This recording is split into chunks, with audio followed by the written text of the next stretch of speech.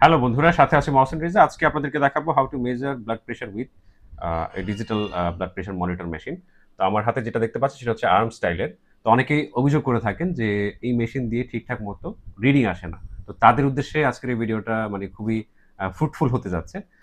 তো প্রেশার মাপার ক্ষেত্রেও আসলে কিছু নিয়ম কানুন ফলো করতে হবে বা কিছু প্রসিজার আপনাদেরকে ফলো করতে হবে। যদি সেটা আপনারা ফলো না করেন সেক্ষেত্রে কিন্তু আপনি মানে ভুলভাল রিডিং পাবেন।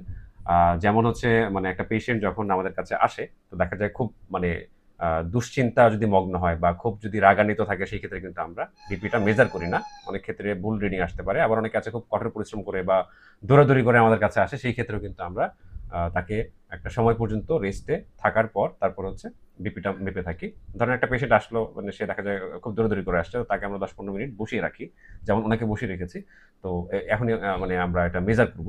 আরো কিছু বিষয় আছে, যেমন আ আপনি যখন হচ্ছে এই কাফটা যখন আপনার হাতে লাগাবেন, সেই ক্ষেত্রে এটা দেখা যায় আপনার হার্ট লেভেলে যদি না থাকে, এটা যদি আপনার হার্ট লেভেলে না থাকে, মানে আপনার এই যে বুক লেভেলে থাকতে হবে। এটার উপরে যদি চলে যায় মেজারমেন্ট একরকম আসবে, আবার নিচে চলে গেলে হচ্ছে মেজারমেন্ট আরেক রকম আসবে। তো এই বিষয়গুলো কিন্তু আপনার অবশ্যই খেয়াল রাখতে হবে। এই ডিজিটাল দিয়ে মাপেন আর আপনি অ্যানালগ দিয়ে মাপেন। অ্যানালগ দিয়ে অনেকেই মাপতে পারেন না, অভিযোগ করেন। আবার ডিজিটাল নিয়েও দেখা যায় আপনাদের অভিযোগের শেষ নাই, কিন্তু সঠিকভাবে মাপতে পারলে কিন্তু আসলে সমস্যা হয় না। ঠিক আছে? তো যে বিষয়গুলো বললাম, যে পেশেন্ট বা আপনি যা মানে ঘরে বা বাসাবাড়িতে যদি এটা ব্যবহার করতে চান, সেক্ষেত্রে যাকে মানে যার মানে বিপিটা হচ্ছে পরিমাপ করবেন, তাকে আগে থেকে শান্ত করিয়ে নেবেন। কোনো কারণে যদি অ্যাংরি থাকে সেই ক্ষেত্রে সে যেন মানে শান্ত থাকে, বা হচ্ছে কোনো কঠোর পরিশ্রম করলে সে যেন মানে একটু রেস্ট দেবেন ১০-১৫ মিনিট, বা দৌড়াদৌড়ি করলে বা হাঁটাহাঁটি করলে। দেন তার বিপিটা মাপবেন। তো আরো কিছু বিষয় আপনাদেরকে আমি বলে নেই। যখন হচ্ছে আপনি আ আ তার বিপিটা মাপতে যাবেন, ওই সময়টাতে একটু খেয়াল রাখবেন যে যেন কাঠের চেয়ারে সে বসে থাকে। বা সোফা বা নরম কোনো এরকম কুশনের ইয়ের মধ্যে যদি বসে, বা আমি যে চেয়ারটাতে বসে আছি সেটাতে যদি বসে থাকে, সেই ক্ষেত্রে কিন্তু আপনার সঠিক মেজারমেন্ট না আসতে পারে। ঠিক আছে? আর পা অবশ্যই মানে ঝুলিয়ে রাখা যাবে না। পায়ে জুতা থাকুক, তাতে সমস্যা নেই। কিন্তু ফ্ল্যাট ভাবে রাখতে হবে। মানে মাটি স্পর্শ করে রাখতে হবে। আ এছাড়া কিন্তু ভুলভাল রিডিং আসতে পারে। ঠিক আছে? এই বিষয়গুলো খেয়াল রাখতে হবে। তো চলুন আমরা একটু মেপে দেখাই আপনাদের। তো এই প্যাকেটটার মধ্যে একটা ইউএসবি থাকে। আর হচ্ছে এই মেশিনটা তো থাকেই। তো ইউএসবি যে ইয়েটা আছে, টাইপ সি টা, সেটা আমরা ইয়ের সাথে একটা চার্জারের সাথে, ভালো মানের একটা চার্জারের সাথে আপনারা লাগিয়ে নিতে পারেন। তো লাগানোর পর জেনারেলি হচ্ছে এরকম একটা ইয়ে আসবে, এটা অন হলে। তো আমরা এখন লাগাবো। দেখি আপনার হাতটা দেন। তো এটাকে এভাবে লাগাতে হবে। আপনারা খেয়াল রাখবেন, অনেকে ভুল করেন, উল্টা লাগিয়ে ফেলেন। সেক্ষেত্রে কিন্তু রেজাল্ট মানে উল্টা পাবেন। তো হাতটা যেভাবে আছে ঠিক সেভাবেই এই সাইনটা এভাবে ইয়ে করতে হবে। দেন আপনার হাতটা দেন। আচ্ছা। আরো একটা বিষয় হচ্ছে, এই যে অনেকে আরো একটা ভুল করেন, সেটা হচ্ছে আপনার আ অনেক টাইট করে এটাকে ইয়ে করে ফেলেন, লাগান। সেই ক্ষেত্রে সমস্যা হবে। এখানে কিন্তু এই যে আমাদের যে কনুই আছে, মানে এটা থেকে ২-৩ সেন্টিমিটার হচ্ছে দূরে এটাকে স্থাপন করতে হবে। শান্ত রোগী না হলে বা রাগান্বিত হলে বিপি মাপলে কিন্তু উল্টাপাল্টা আসবে। এটা খেয়াল রাখবেন।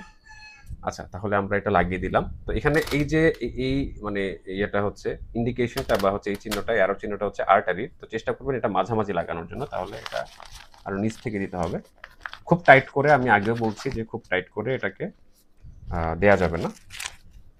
এখানে একটু হালকা হাত দিলেই হচ্ছে হয়ে যাবে। তো এখানে এভাবে দেওয়ার পর জাস্ট হচ্ছে এখানে একটা সুইচ পাওয়া এই যে আছে মেশিনে। তো আমি সুইচটা চাপছি। আর উনার যে পজিশনটা, এটা কিন্তু হার্ট লেভেলে থাকতে হবে, আগেই বলেছি। তো হার্ট লেভেলে কিন্তু আছে। তো এইজন্য একটা টেবিলে অন্তত আপনারা আ বসে এই বিপিটা মাপার চেষ্টা করবেন। আস্তে, আস্তে চাপ বাড়বে। রোগীকে একটু শান্ত থাকতে বলবেন। কারণ অনেক ক্ষেত্রে অনেকে ভয় পায়। একবার তো এমন হয়েছে যে উঠে দৌড় দিছে। আ তো এগুলো আসলে অনাকাঙ্ক্ষিত কিছু ঘটনা আমাদের সাথে প্রায়ই ঘটে থাকে। আমরা এই ঘটনার সাক্ষী। আচ্ছা, তো এটা হচ্ছে রিডিং ফার্স্ট এ নেয়া শুরু করেছিল। দেন যতটুকু চাপ দেওয়ার পরে এটা কিন্তু আস্তে, আস্তে কমতে থাকবে। ঠিক আছে? ক্যামেরা আসলে কতটুকু কভার করতে পারছে আমি এখান থেকে বুঝতে পারছি না। যাই হোক, তো এখন লাস্ট একটা পর্যায়ে যাচ্ছে। আচ্ছা, আমরা রেজাল্টটা দেখাবো। এখন তার চাপ নেই, তাই না? হুম, আচ্ছা, এই যে রেজাল্ট চলে আসছে। তার হচ্ছে আপনার ১০৮ আর হচ্ছে ৬১। ঠিক আছে? ডায়াস্টলিক হচ্ছে আপনার ৬১ আর ইয়ে হচ্ছে ১০৮। আ এই রোগের হচ্ছে প্রেশার একটু কমই থাকে। আর পাশাপাশি দেখা যায় আপনি এই যে 69, যেটা হচ্ছে পালস দেখতে পাচ্ছেন। আলাদাভাবে পালস অক্সিমিটার আপনাদের কিনতে হবে না, এটার মধ্যেই কিন্তু পালসের হিসাবটা আপনারা পেয়ে যাবেন। আবার অনেকে কি করেন, এই যে এখন মাপছেন আবার মাপা শুরু করে দেন। আবার এরকম বলেন যে এখন মাপছি, দেন আবার মাপছি দেখছি যে আপনার মেশিন ঠিক নাই, এটা ঠিক নাই, এরকম দেখা যায় অনেকে অভিযোগ করেন। কিন্তু আসলে ভাই জেনারেলি এখন আপনি রক্তচাপটা মাপলেন, মানে আপনার রক্তটা দেখা যায় যে আপনার হাতটা আছে এটা তো অলরেডি চেপে গেল, ঠিক না? তো এখন তো আপনার স্বাভাবিকভাবে একটু ব্লাড ফ্লোটা বাড়বে। তো এখন যদি আপনি আবার মাপেন তো সেই ক্ষেত্রে তো আপনার প্রেশার আবার বাড়তি পাবেন আপনি। তো একবারই মাপতে হবে, অন্তত 30 মিনিট বিরতি দিয়ে আবার দ্বিতীয়বার মাপতে হবে, ঠিক আছে? তো এই বিষয়গুলো খেয়াল রাখবেন। আপনি ঠিকঠাক মতো খাওয়া দাওয়া করবেন। আপনার প্রেশারের আগে আমি পেয়েছিলাম।